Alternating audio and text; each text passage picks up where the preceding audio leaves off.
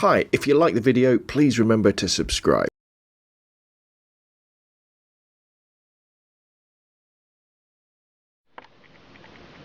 Hi, it's Rob from robnonphoto.com with the unboxing of my brand new Samsung Galaxy Nexus Google Android phone. Now, I have already opened this packet to check that that's what's inside, but I haven't opened anything else. So let's get everything out. So there we have the new phone. There we have the let's get that sales invoice and the O2 SIM card. I bought this phone through, who did I get it off? BuyMobilePhones.net, and it was free on £21.50 a month including VAT for 2 years, and I get 100 minutes, 500 texts and 500 megabytes of data, which is about what I used to use on my old my HTC Desire, which has given me great service for the last 2 years, but I'm out of contract now with T-Mobile, and amazingly T-Mobile wouldn't do me any sort of deals on the new phone. I was looking at the HTC Desire, no, HTC Sensation XE, which is free on most networks, and I phoned them up and said, right, I've been in with you 2 years, I'm up for a new contract, do me a deal, you know, can you match like O2 or Vodafone? And they said, no, we don't price match, sorry, you've got to pay £200 for the phone. And I was like, well, I'm leaving then. And they were like, all right then. So I have, but here we go. So we're onto so I had a look around, and the Galaxy Nexus is the brand new kind of flagship phone for Android. It's sort of the Google experience, made by Samsung, and when I saw I could get it for free, I thought, let's go for it. So let's see if we can get into it. Let's have a look. Here we go. Oop. Oh wow. Here we go. Samsung Galaxy Nexus. So there's the phone. So immediately you can see that it's significantly bigger than my old HTC Desire, which was also kind of, the Desire was kind of the HTC Sense version of the Nexus One. So gosh, this is, it's incredibly light and incredibly thin, but that's probably because I haven't put the battery in. Let's see what else we've got in there. Quick start guide, hands-free kit, charger, USB charger, sorry. Well, there's the mains charger bit. There's the battery. Let's pop this open. Now, I did actually watch some of the Google videos last night on YouTube about doing it, so I understand that that bit pops off. You lift it up there. Oh, I should really put the SIM in, shouldn't I?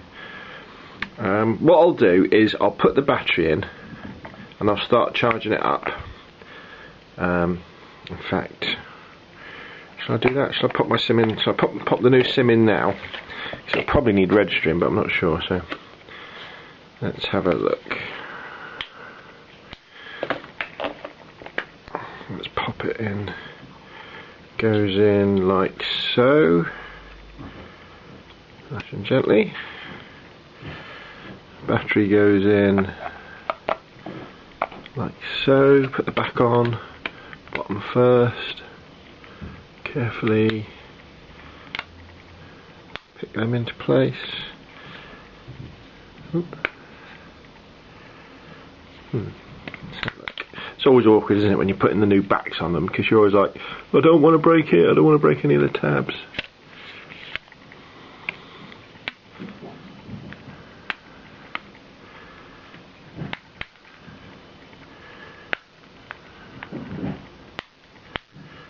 Okay, there we go. Peel the protecting cover off. Power buttons on the right. Oh, Google. See what happens. I guess it's booting up. Oh, That screen is amazing.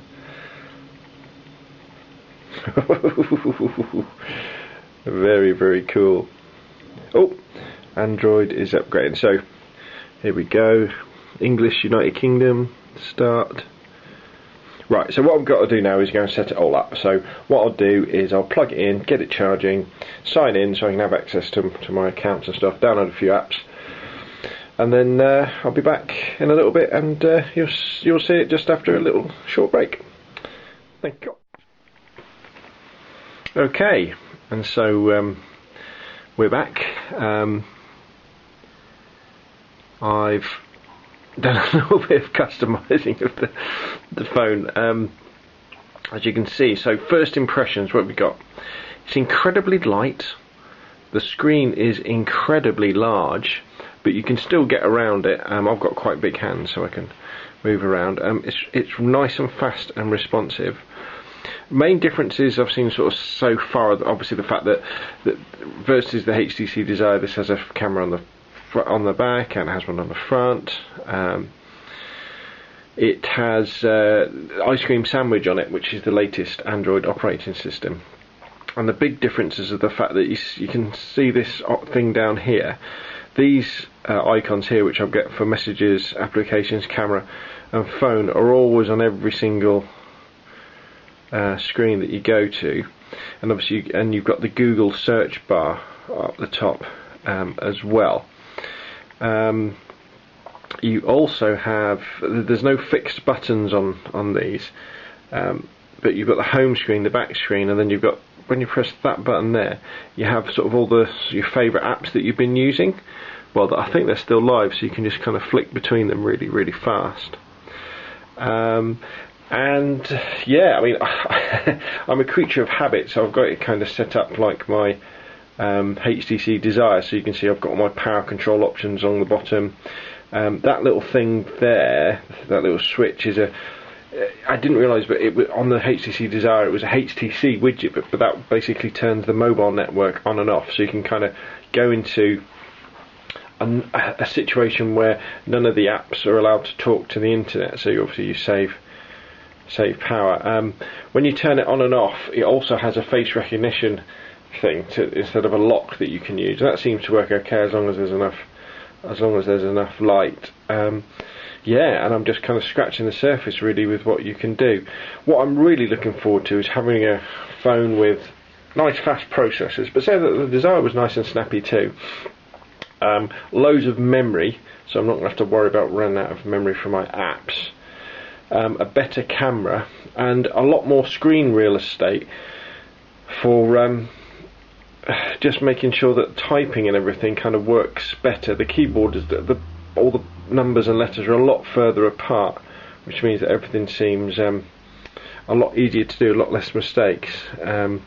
Folders, I think you could have folders in on the HTC Desire, but I never actually used them. I mean, this is Google Earth, which just flies along, doesn't it? I mean, look how this is faster than my PC at home. Let's just do a quick demo. Let's go in.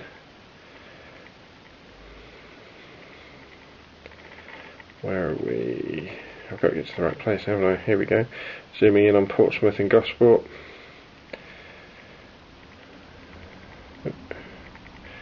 Let it catch up a little bit. And then, where's the Spinnaker Tower? Somewhere up here.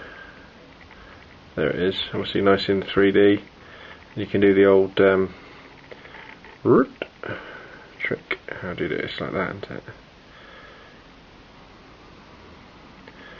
So you can sort of zoom around, and as you can see, the processors are not really having any trouble with that at all. Very, very good, nice and smooth. Bit hard to do it when you're looking for a camera. So overall, I'm very pleased with this phone to start off with. Obviously, look for more in-depth reviews as we go along. But as of this time, I'm really, really chuffed that I chose to get the Galaxy Nexus, Samsung Galaxy Nexus, and this particular one's on on the O2 network in the UK.